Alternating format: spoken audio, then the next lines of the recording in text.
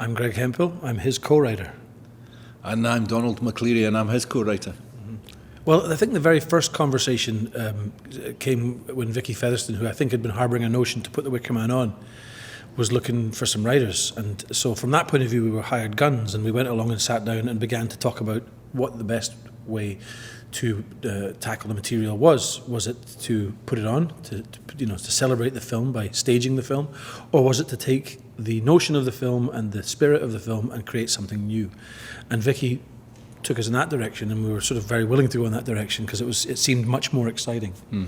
Yeah, I mean, the interesting thing about The Wicker Man was because we both loved the film and we were both very respectful of the film, our personal initial thought was to do it straight.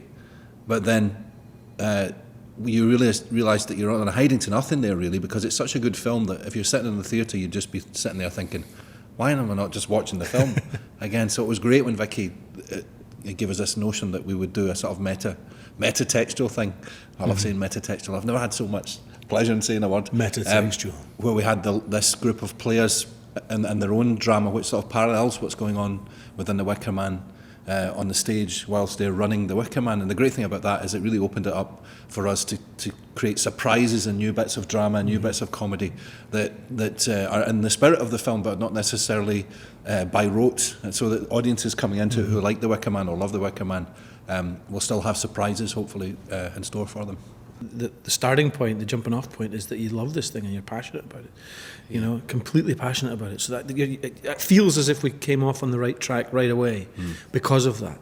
If we'd said, "Oh, what is this film? What is this? Okay, let's have a look at it. All right, okay, it's this, it's that. It's a little bit old. Parts of it are hokey, but it's got a good."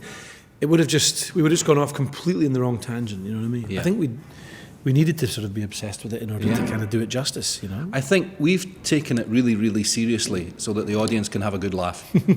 Yeah, we were learning this step only this morning, and Imogen was saying to us, the choreographer was saying that the more you do it, the more it'll start to just go in.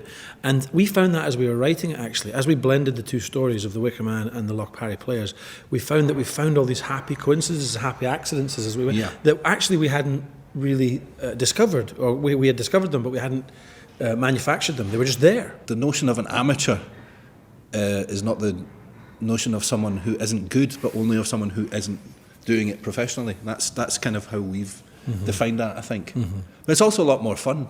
Yeah, their ambition is pure, and they reach deep, but maybe their talent doesn't quite have that same stretch as their ambition. Which is a fun comedic stomping ground. Yeah, it's kind of good acting, but sometimes bad choices, which we've all done.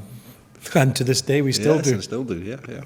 I think the aim of it is to give the audience, and in some ways ourselves as writers, the feeling of seeing that film for the first time again, but like seeing a cousin of it or a distant relative of it, and kind of getting that lovely feeling from that film. And that was the difference between putting on the play originally, which is going to be Trapped in Amber, putting on the film, and that you're not going to get that from it. You're going to get something nostalgic, and we didn't want to do that. So what we wanted to do was try and recreate the experience of seeing the film for the first time in a completely different genre.